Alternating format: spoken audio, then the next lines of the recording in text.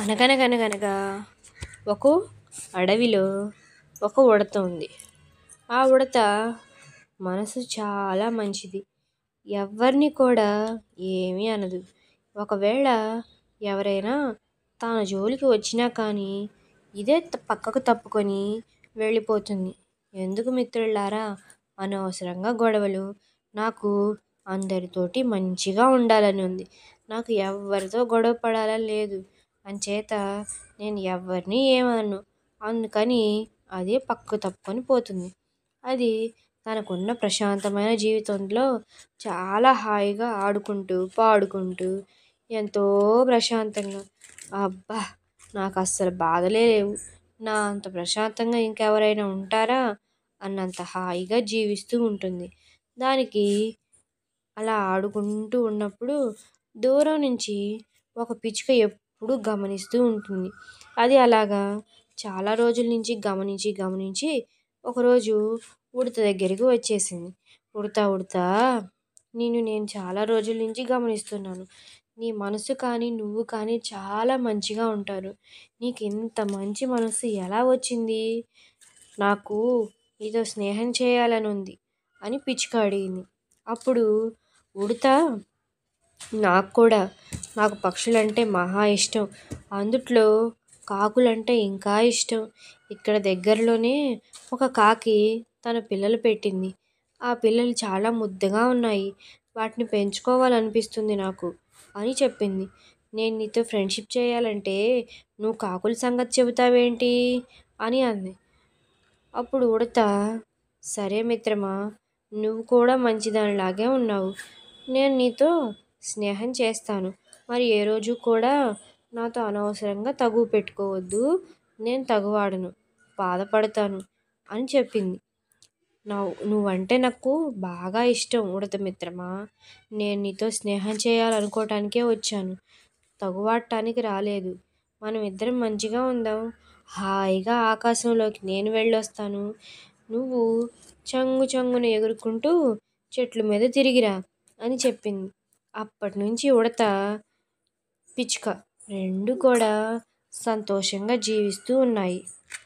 పిచ్చుక మాత్రం ఎంతో ఆనందంగా ఉంది.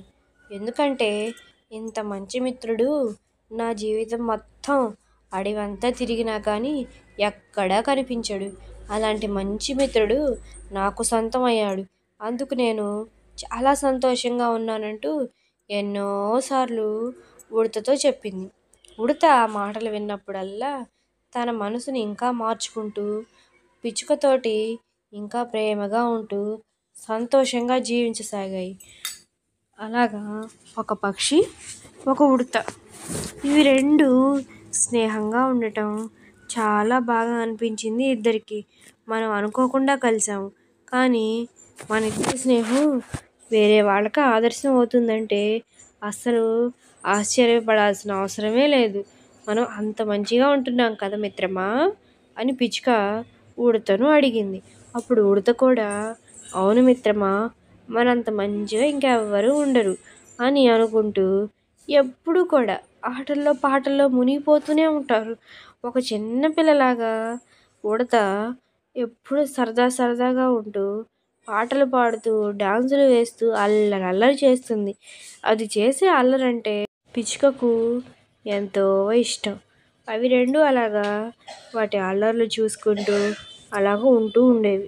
ఒకరోజు ఉడత పిచ్చుకతోటి, మిత్రమా, నాకు కాకి పిల్లల్ని పెంచుకోవాలని ఉంది, నువ్వేమంటావు అని అడిగింది. నీకు కాకి పిల్లలంటే ఇష్టమా? ఇంతకు ముందు కూడా చెప్పినట్టున్నావు కాకి పిల్లలని, కానీ ఇక్కడ ఎవరూ లేరు కదా అని పిచ్చుక అన్నది. అరే, నువ్వు ఇంతవరకు చూడనే లేదా? ఇక్కడే మన చెట్టు పైనే కాకి పిల్లలు చేసింది. రెండు చిన్న చిన్న కాకులు ఉన్నాయి, రా వెళ్దాం అని చెట్టు పైకి తీసుకెళ్ళింది. చెట్టు పైన రెండు చిన్న చిన్న కాకి పిల్లలు ఉన్నాయి. మిత్రమా, ఈ కాకులకి వాళ్ళు అమ్మేది అని పిచ్చుక అడిగింది. ఏమో నాకు తెలీదు, పొద్దున వెళ్ళేటప్పుడు చూశాను, సాయంత్రం అయింది కదా, ఇంకా రాలేదు ఎందుకో మరి అని ఉడతాను. సరే, నీకెందుకు వీటిని పెంచుకోవాలనిపిస్తుంది? అని అంటే, ఏమో తెలీదు మిత్రమా, వీటిని చూస్తే నాకు చాలా ముద్దుగా అనిపించిద్ది, వీటిని పెంచుకోవాలనిపిస్తుంది అని ఉడతా అంది. తర్వాత పిచ్చుక, వీటిని నువ్వు పెంచలేవు, ఎందుకంటే పక్షులు పైకి ఎగరాలన్నా వాటి ముక్కుతో తినాలన్నా అవి వాటి తల్లి నుంచే నేర్చుకుంటాయి. నువ్వు ఉడతవి కదా, నువ్వు పెంచలేవు, వాటికి ఎగరాలన్నా తినాలన్నా వాళ్ళ తల్లి పక్షి మాత్రమే చేయగలదు, ఇంకెవరి వల్ల కాదు అని చెప్పింది.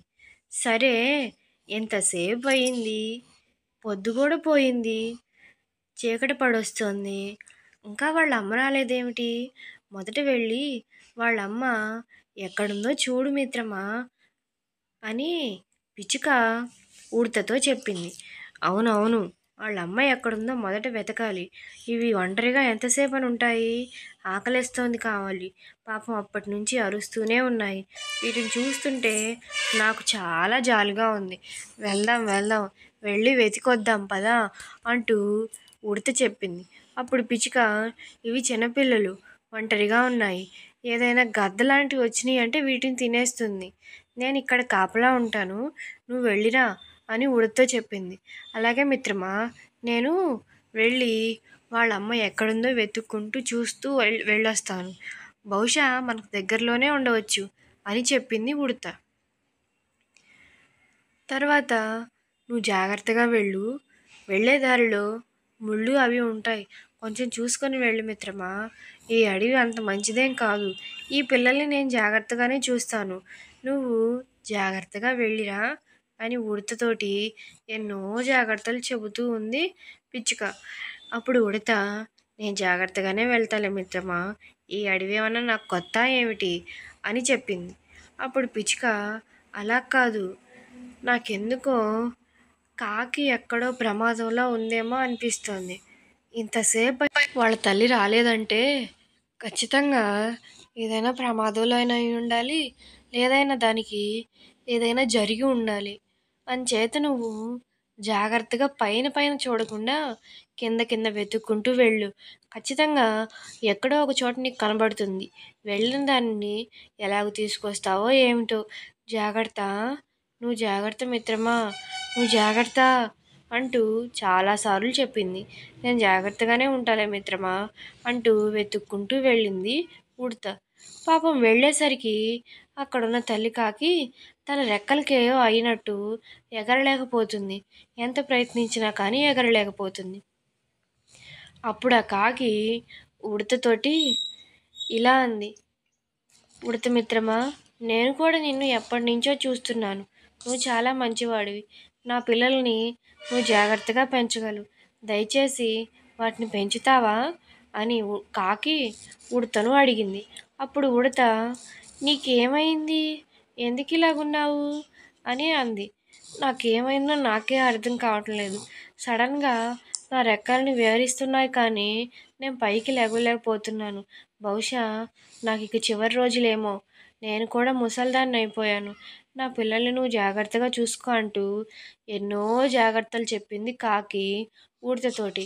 ఉడత కాకి పిల్లలంటే ఎంతో ఇష్టంగా ఉంది. ఇప్పుడు తన తల్లే వచ్చి తన బిడ్డల్ని పెంచమని ఉడతతో కోరడంతో ఉడత సంతోషంగా, పర్వాలేదు మిత్రమా, నేను నీ పిల్లల్ని జాగ్రత్తగా చూసుకుంటాను, నువ్వు ఆరోగ్యంగా ఉంటావా అని అమాయకంగా అడిగింది.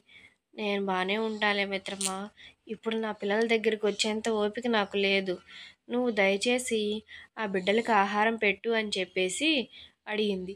అంతే, ఇక అప్పటి నుంచి ఉడత తన పిల్లల్ని జాగ్రత్తగా చూసుకుంటూ ఉంటుంది. పిల్లలు, మీకు ఈ ఉడత పిచ్చుక కథ నచ్చిందా? నచ్చినట్లయితే please like, share and subscribe. Thank you for your watching.